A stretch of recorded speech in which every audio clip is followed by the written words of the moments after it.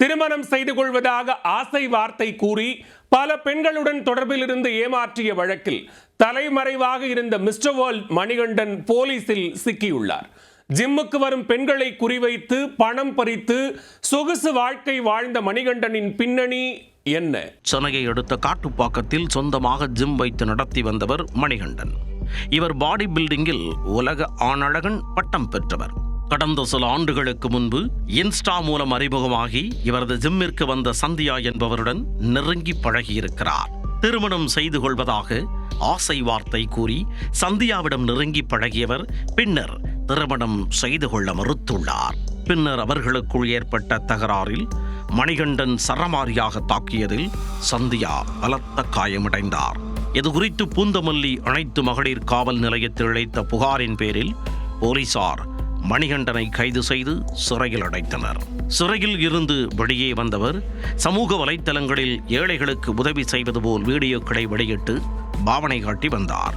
கூடவே ஜிம் நடத்துவதையும் மணிகண்டன் நிறுத்திவிட்டார்.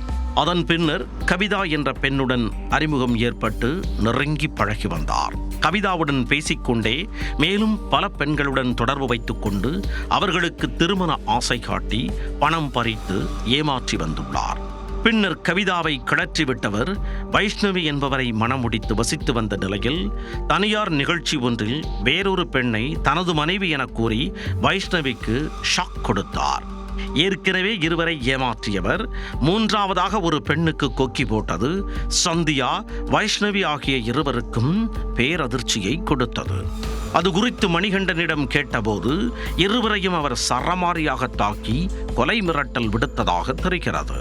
இது குறித்து ஆவடி போலீஸ் காவல் ஆணையர் அலுவலகத்தில் கவிதா, வைஷ்ணவி இருவரும் மணிகண்டன் மீது புகார் அளித்தனர். அதில் மணி பல்வேறு பெண்களுடன் தொடர்பில் இருந்து கொண்டு தங்களை ஏமாற்றி வருவதாக தனித்தனியாக புகார் அளித்தனர். புகாரின் மீது நடவடிக்கை எடுப்பதற்குள் கவிதா கடிதம் எழுதி வைத்துவிட்டு தற்கொலைக்கு முயன்று மருத்துவமனையில் அனுமதிக்கப்பட்டார். இதையடுத்து இந்த புகார் மனு போரூர் அனைத்து மகளிர் காவல் நிலையத்திற்கு மாற்றப்பட்டது. மகளிர் போலீசார் விசாரணை மேற்கொண்டதில் மணிகண்டனுக்கு பல பெண்களுடன் தொடர்பு இருப்பதும் அந்த பெண்களை திருமணம் செய்து கொள்வதாக ஆசை வார்த்தை கூறி பணம் பறித்து ஏமாற்றியதும் தெரிய வந்தது. இதையடுத்து கவிதா, வைஷ்ணவி அளித்த புகாரின் பேரில் மிஸ்டர் வேர்ல்ட் மணிகண்டன் மீது தனித்தனியாக 3 பிரிவுகளின் கீழ் வழக்கு பதிவு செய்தனர். தன் மீது வழக்கு பதிவு செய்திருப்பது தெரிந்தவுடன் மிஸ்டர் வேர்ல்ட் மணிகண்டன் ஓடி ஒளிந்து கொண்டார்.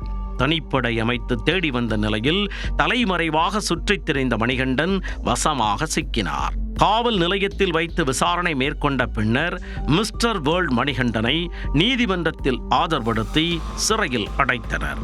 திருமண ஆசை காட்டி ஏராளமான பெண்களை தன் வலையில் விழ வைத்து ஏமாற்றிய மிஸ்டர் வேர்ல்ட் மணிகண்டன் தற்போது சிறையில் கம்பி எண்ணிக் கொண்டிருக்கிறார்.